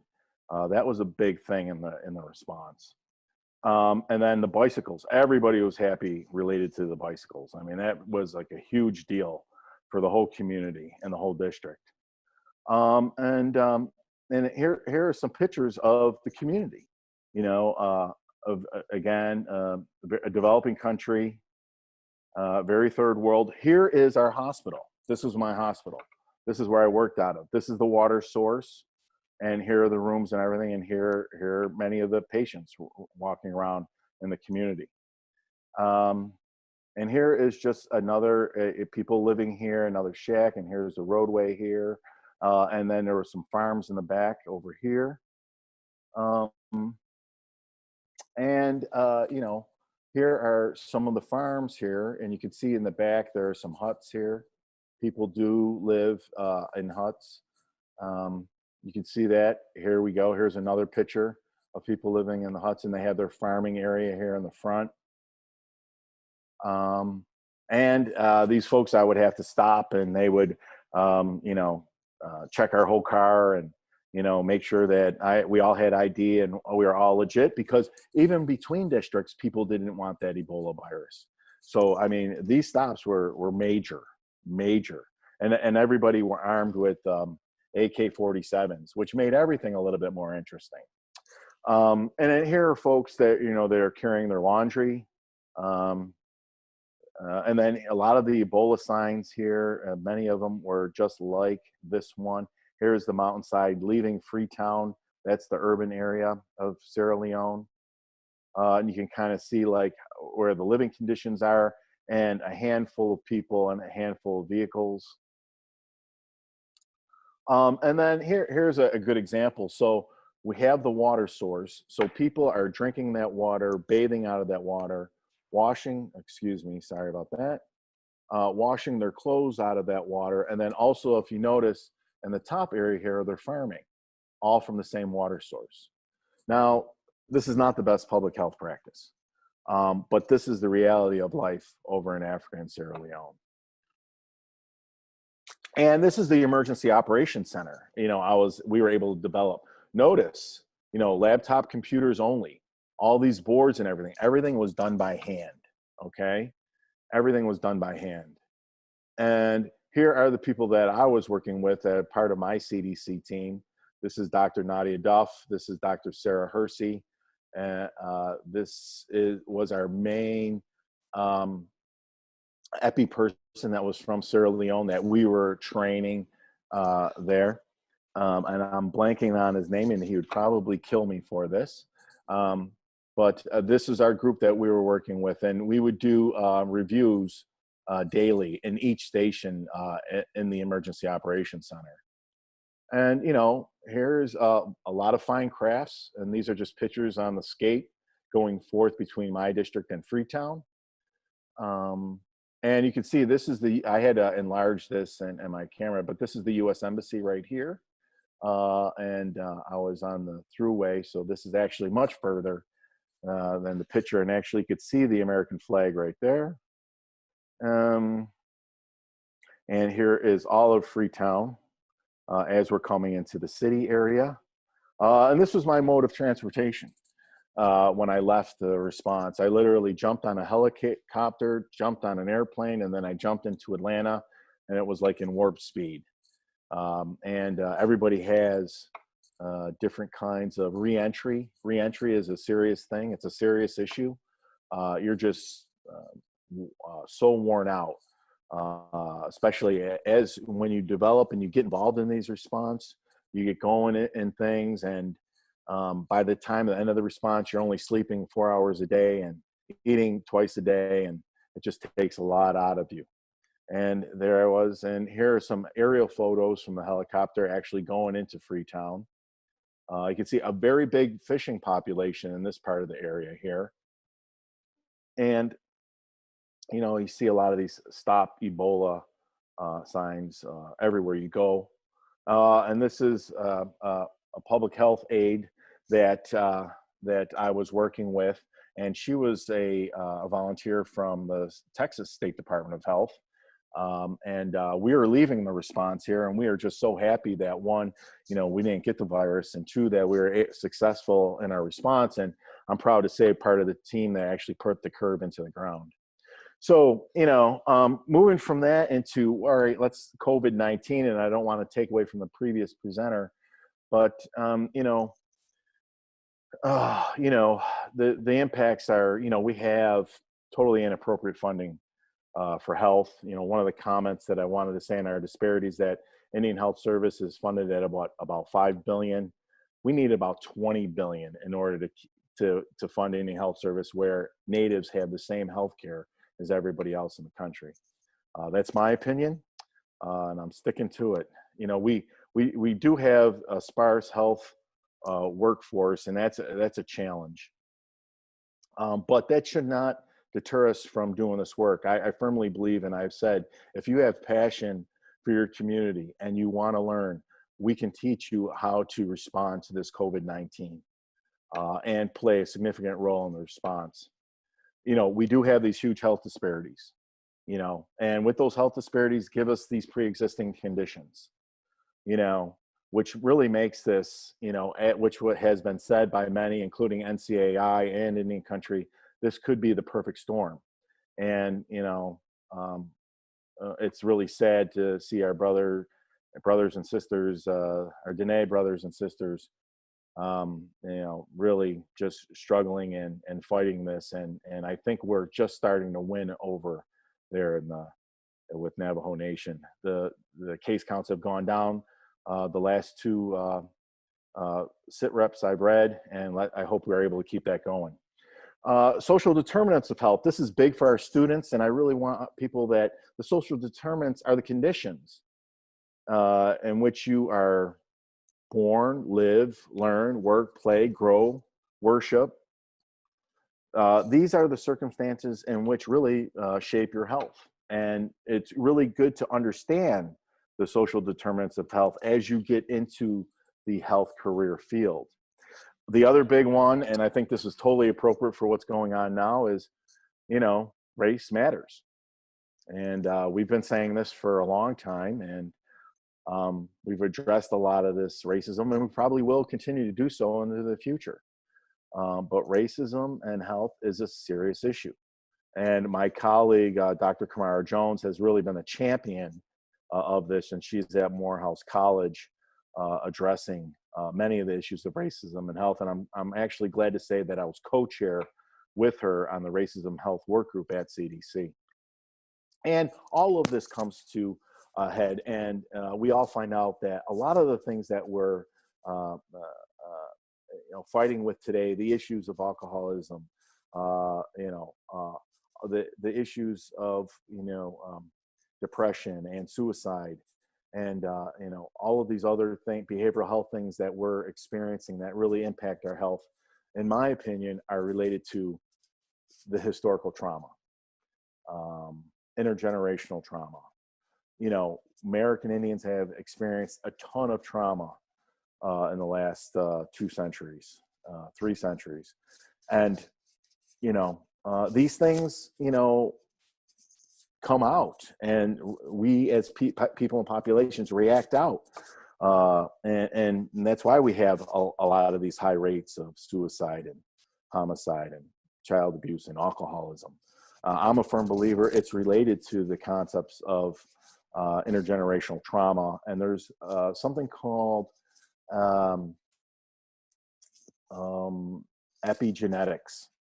And if you really get involved with epigenetics, you'll understand, and it's really the study of populations previous to your own and why health conditions were experienced then, and what are the things that we are, and how that has caused the things we are experiencing now. But we can't lose sight, you know, for our Native students out there, that our health is holistic. You know, it really is the balance between the physical, mental, spiritual, and emotional well-being. And we need to keep holding on to that concept and understand that that's the core of everything that we learn and everything we do. And lastly, one of the last things I want to leave for our students is, I want to leave this with you. You know, have a good mind. Now, what does that mean? Having a good mind is, you know, a very big Haudenosaunee teaching, you know, and the concepts teach us to be aware of our thoughts and their intent. You know, have a good mind, have empathy, have love, have security, care for people, be more kind, be the bigger person. You know, we have a lot of cynicism in our community, and honestly, to me, that just kills us. You know, when you have jealousy and you have cynicism, and you have things like that. You know, have a good mind. You know, believe in, and when you have a good mind, that will result in your actions and your behaviors, and you'll have good intent. And then through that, you're connected to yourself spiritually. You know, when we become aware of our thoughts, especially those that have a kind and loving intent, we naturally allow ourselves to become spiritually in tune with the Creator's wishes. There's nothing more that can be said, and that's what I want to leave with our students, is to have a good mind, practice these things and these culturally appropriate teachings, especially right now when we're in such civil unrest as we are as a nation, as North America. And then the other thing is, I need to put in a plug for the American Indian Science and Engineering Society, ACES. I want our students really get involved with ACES. ACES is a great organization, as well as AIHEC. If we're able to do ACES and we're able to get a fellowship with one of these agencies like CDC or NIH or one of the federal entities, we create ambassadors to our tribal nations. And I think that that's always a positive thing when we're trying to promote education and health. And I've had the opportunity to speak at many Native heritage celebrations, and I always leave my presentations with this thought, especially having really have fought racial discrimination strongly. I like to leave on this note.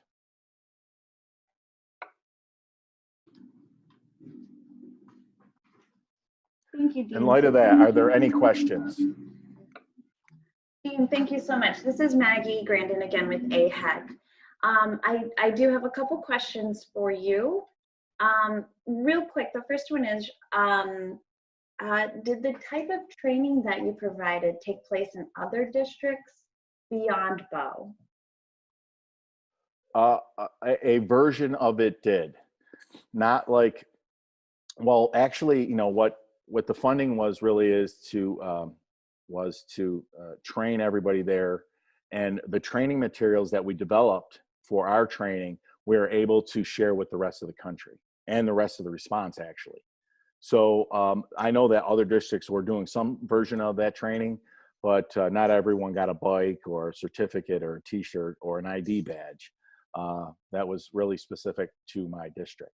But the training materials went much further throughout the response. Thank you. Another question, this came from someone specific and relates to their experiences a little bit, but how do we best help our students as they move to learning at home for reasons of health safety? I have watched Native people learn about health safety, like workplace hazards. Is it the same now for school place hazards? Well, I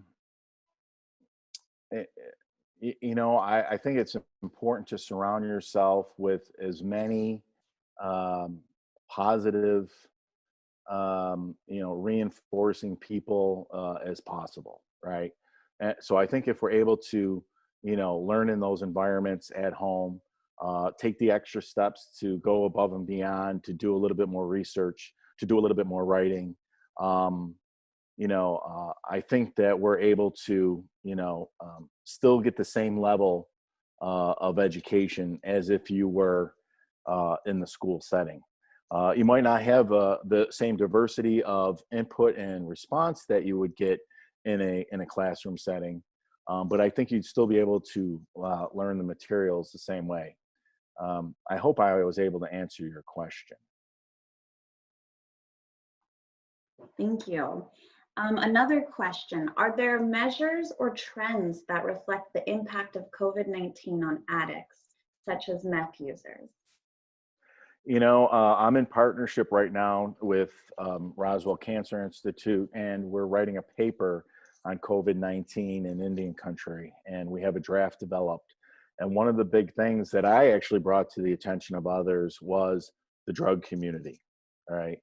The partiers and things, and how do we address that? And I haven't seen, not meaning that it does not exist, but I have not seen any data that addresses just COVID-19 with those addiction populations.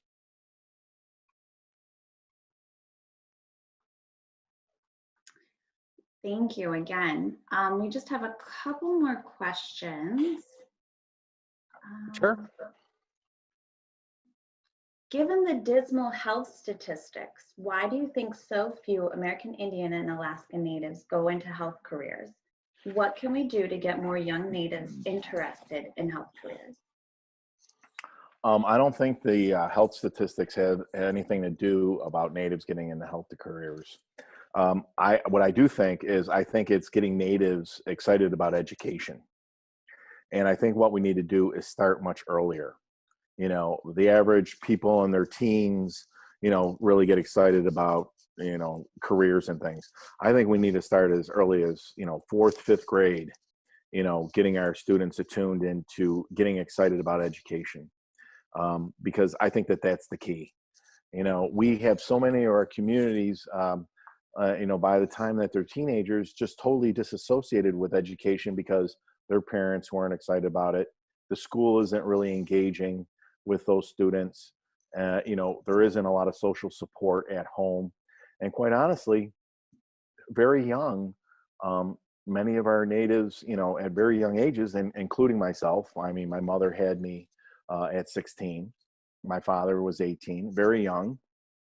You know, we have people right at that age having babies. So, you know, that also takes a major, you know, starting a family, that also takes a major curb in versus, you know, getting involved right in education immediately. So there's a lot of factors involved with that. But in order to address that, I say, is grabbing our students much younger and much earlier and getting them excited and involved and just pumped about education, regardless of what it is. You know, we can guide toward health and attorneys and engineering and you know, different professions in the labor force. But my thing is just getting them excited about learning. I think that's the key right there at a much earlier age. Thank you. And Dr. Stewart, I don't want to put you on the spot, but did you have any additional thoughts that you wanted to add before we move on to our next question? Well, just that, you know, about the education of our people in healthcare, it's really about not so much, you know, just accommodating their needs, but really shifting the paradigm of health and education and having that reflected in our training programs for Indigenous health per se, and then just for health education in general. You know, there is a national and international discussion right now on shifting the paradigm. How that's going to actually shift in real life, I'm not sure, but I think we need to stay active in that discussion and ensure that the systems remain accountable to making those changes to diversity and a commitment to ending systemic racism in healthcare education specifically. I think that's when our people will start going to school to become doctors and nurses and social workers and public health providers, because the system is really laden with colonial assumptions, and the public health, for instance, full of the social determinants of health, which actually only exist to make Indigenous people marginalized and ill. We need to popularize Indigenous determinants of health, which are completely different to what the Western system says we need to be and have in order to be healthy.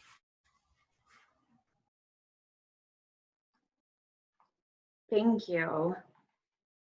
I just have one more question here, and then we didn't quite get through everything, but I would encourage you to definitely email Dr. Stewart or Dean Seneca directly if you do have any additional questions. But I did want to just pull out one more here real quick. Do you know of any Indigenous evaluation methodologies that have been implemented in Turtle Island?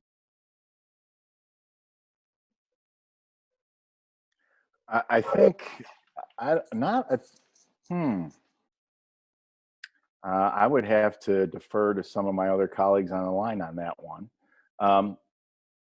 I know that we have adapted many, or we have indigenized many evaluation methods that currently exist. I know that we've done a lot of that throughout the country.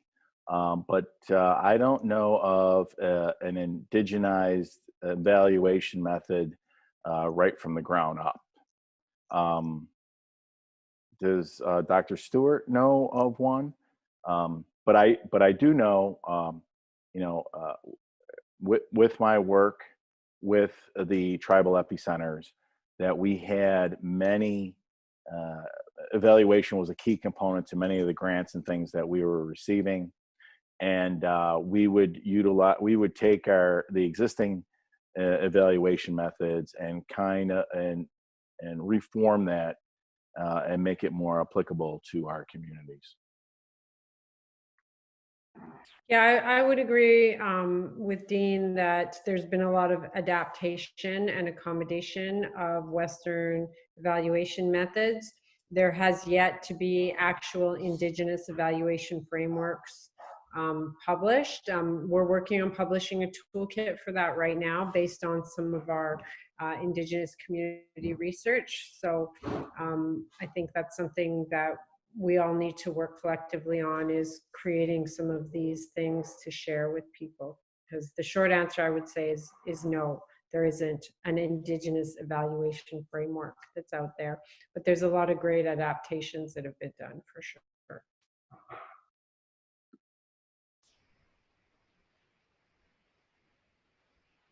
This is Carrie, Billy. Thank you both for your great presentations. It's just been so fascinating listening to you. AIHEC does have an Indigenous evaluation framework that we developed. It was led by Joan LaFrance and Richard Nichols several years ago.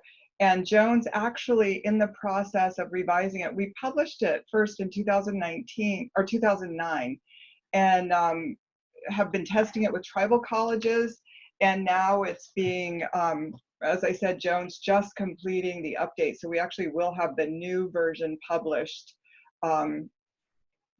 sometime, hopefully this year or early next year. But as Dr. Stewart was saying, it is a very labor-intensive, time commitment, involving elders and the community throughout the entire process, even before you begin. So we think that's one reason people have kind of difficulty sometimes committing to it, but it really is important to staying accountable to your community. And we've never used it in a health context.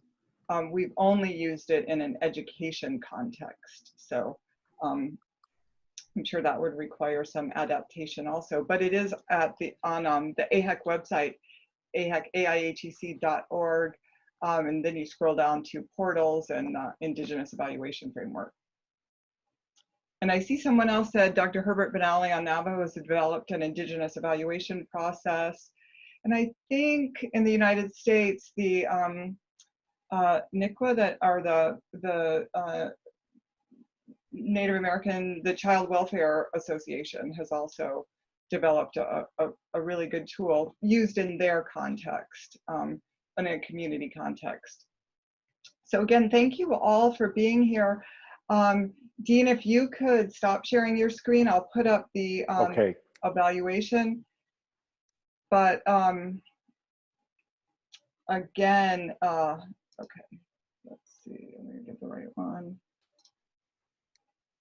Perfect. I'm gonna do this one. Okay, can you see that? Oops, sorry, I went the wrong way. Nope, we don't see it. Okay. Total bummer because I can see it.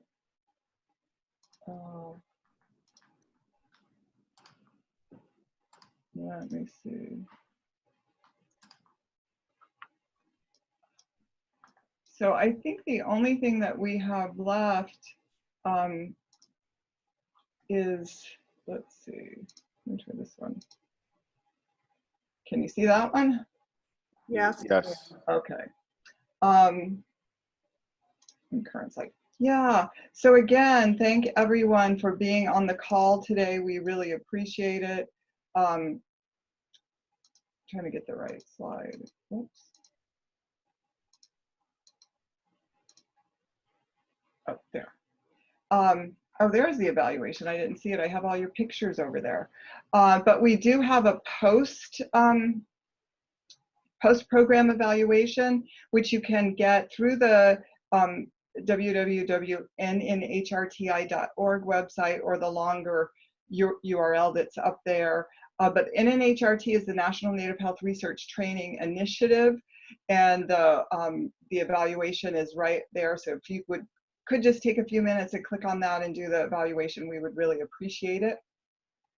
We are having, as we said earlier, this is a monthly webinar series, the first of 6 that we have scheduled so far. So they will all be the 3rd Wednesday of each month at 2 p.m. on different topics related to Native health, and particularly in this environment of the COVID environment that we're in now. And I just want to close again, so we hope you'll join us for that. And I want to close again by thanking Dean Seneca and Suzanne Stewart and Clayton Small for being with us today and for teaching us. I feel like I have learned so much, and we're excited to share this, continue sharing it with the tribal college students and people throughout Indian country. Your words have been so important, so impactful, and great lessons and stories for us to think about and to share. So thank you all so much for being with us today. Yep. Thank you for having me. I deeply appreciate it. And it was great to touch base, and I know that many of our colleagues are out there supporting us. And thanks to you, to AIHEC and Carrie, for the great work that you're doing and keeping the fight going. Yahweh. Yep. Thank you. Thank you, everyone. And we hope to see you again next month.